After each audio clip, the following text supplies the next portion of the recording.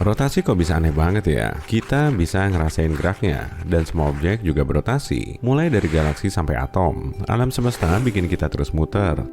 Tapi anehnya, rotasi bumi lebih sulit dibuktiin daripada revolusinya mengelilingi matahari. Pada tahun 1610, Bapak ilmu pengetahuan modern, Galileo, pertama kali ngebuktiin kalau bumi dan planet lain di tata surya berevolusi mengelilingi matahari. Dengan teleskopnya, dia ngeliatin kalau Venus mengalami fase mirip bulan. Jadi bisa disimpulin kalau Venus berevolusi mengitari matahari. Berarti semua planet di tata surya kita juga berevolusi. Tapi baru 241 tahun kemudian, tepatnya pada tanggal 31 Maret 1851, Leon Foucault ngebuktiin kalau bumi berotasi. Dalam pengamatannya, Foucault memasang pendulum raksasa di langit-langit Pantheon setinggi hampir 61 meter di kota Paris. Kalangan saintis dan jurnalis juga ngelihat lantai di bawah pendulum ikut muter. "Bumi kita muter," seru mereka dalam bahasa Prancis. Rotasi juga punya keanehan lain loh. Meski bumi berotasi dengan kecepatan tetap, permukaannya nggak bergerak sama cepat saat garis lintangnya berlainan. Hal yang sama juga terjadi di semua planet dan bintang. Permukaan bumi bergerak paling ngebut di Khatulistiwa dengan kecepatan 1670 km per jam. Berarti lebih ngebut dari kecepatan suara yang cuma 1225 km per jam. Di dekat kutub pada garis lintang 45 derajat, bumi kita berputar pada kecepatan 1180 km per jam. Tapi kalau kamu berada di kutub utara atau selatan bumi, kamu perlu waktu selama 24 jam cuma untuk muter satu kali. Pasti lama banget tuh nungguinnya, apalagi suhu di sana super dingin. Kecepatan rotasi diferensial bumi kayak gini ngebentuk sabuk dan pita di atmosfer dan permukaan bumi. Jupiter memang terkenal dengan sabuk dan pita awannya yang terbentuk oleh rotasinya sendiri secepat 45.000 km per jam. Tapi sabuk dan pita di permukaan bumi malah nggak begitu dilirik ya, padahal planet kita juga punya. Di kutub utara dan selatan bumi ada lapisan es putih, lalu di gurun pasir yang kering ada pita dan sabuk selang-seling dengan vegetasi hijau yang lembab. Kondisi geografis ini terlihat paling jelas saat kita mengamati rotasi bumi dari ruang angkasa. Makanya lembaga antariksa memanfaatkan rotasi diferensial bumi dengan meluncurkan roket sedekat mungkin dengan khatulistiwa. NASA memakai Tanjung Canaveral di ujung selatan Florida, dan lembaga antariksa Eropa (ESA) memakai pusat antariksa Guyana di Guyana, Prancis, Amerika Selatan, yang juga berlokasi di dekat khatulistiwa. Karena permukaan bumi di dekat khatulistiwa berotasi lebih cepat, roket di atasnya bisa masuk ke ruang angkasa dengan dorongan khusus. Dorongan ini nggak akan muncul di lokasi peluncuran di dekat kutub. Nah, dengan meluncurkan roket di dekat khatulistiwa, mereka bisa hemat bahan bakar. Sumbu rotasi raksasa gas Jupiter lebih tegak daripada sumbu matahari. Bintang induk kita ini miring pada sudut 6 derajat, sedangkan Jupiter cuma 3 derajat. Posisi Jupiter hampir tegak, dan kecepatan rotasinya juga tinggi, sehingga rotasi penuhnya cuma berlangsung kurang dari 10 jam. Jupiter bisa diibaratkan seperti giroskop raksasa. Dengan keseimbangan giroskopis dan gaya gravitasinya yang sangat kuat, seluruh tata surya kita jadi stabil. Jadi bisa dibilang, Jupiter menghalau berbagai faktor pengganggu yang bikin kacau orbit planet lain di tata surya kita. Tanpa Jupiter yang berotasi mirip giroskop, tata surya kita mungkin nggak akan stabil selama miliaran tahun. Sistem eksoplanet nunjukin tanda-tanda chaos dalam orbitnya. Sistem ini juga bisa memanfaatkan Jupiter yang mirip giroskop untuk membuatnya stabil. Bisa kelihatan kan kalau rotasi punya peranan penting?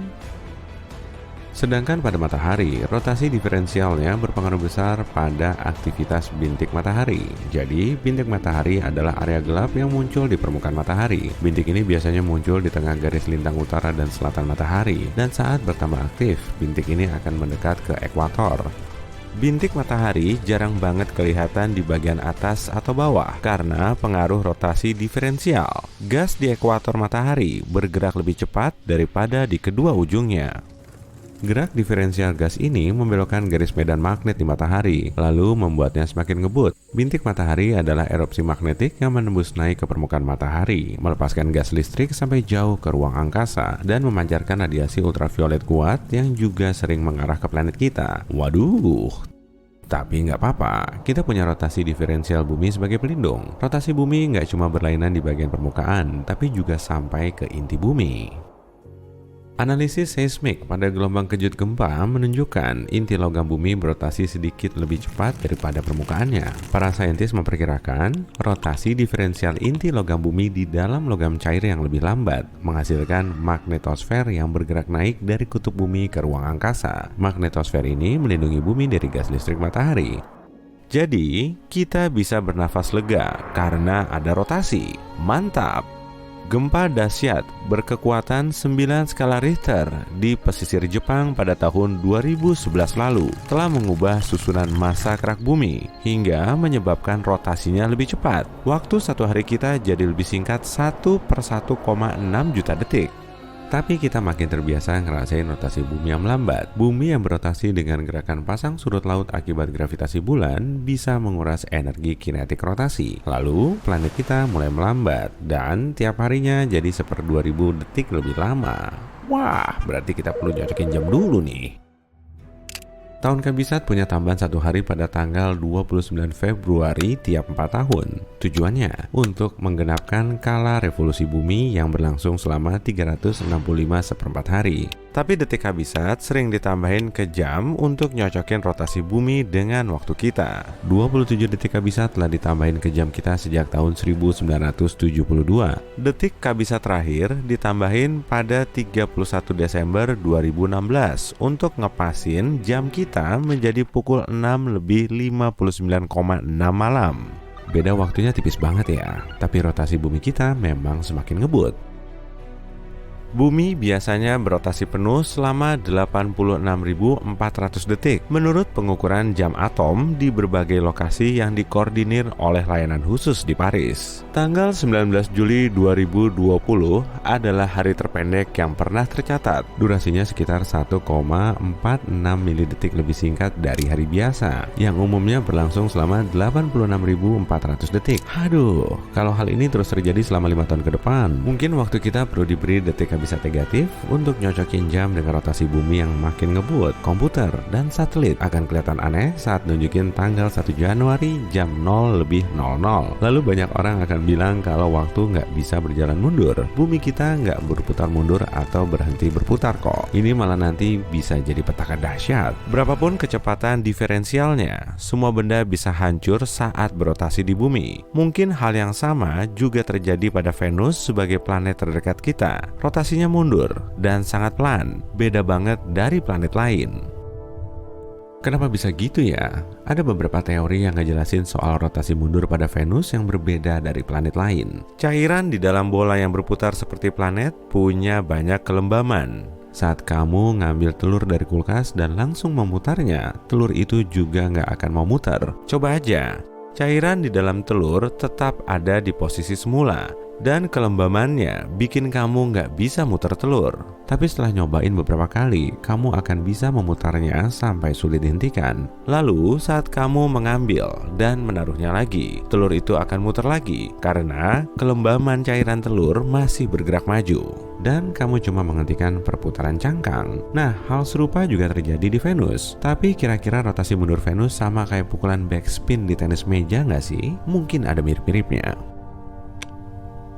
Kamu tahu kan kalau satu hari di Venus lebih lama dari 1 tahunnya? Untuk berotasi mundur secara perlahan, Venus perlu ngabisin lebih banyak waktu daripada saat berevolusi mengelilingi matahari. Bahkan, gerak Venus melambat drastis selama 6,5 menit dalam 25 tahun terakhir loh. Kalau di dalam Venus masih ada zat cair dan gerakannya terus berlangsung, mungkin planet ini akan mulai berotasi maju lagi.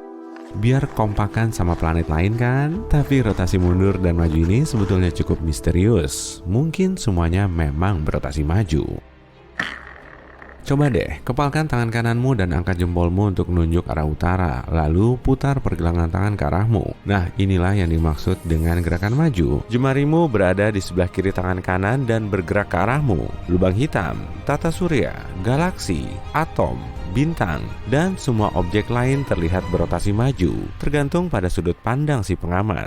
Eksperimen di Large Hadron Collider menunjukkan partikel subatomik bergerak ke kiri alias maju, seakan-akan kita berada di alam semesta yang kidal. Lalu kenapa pembuka kaleng dan meteran manual untuk orang kidal masih sulit banget dicari ya?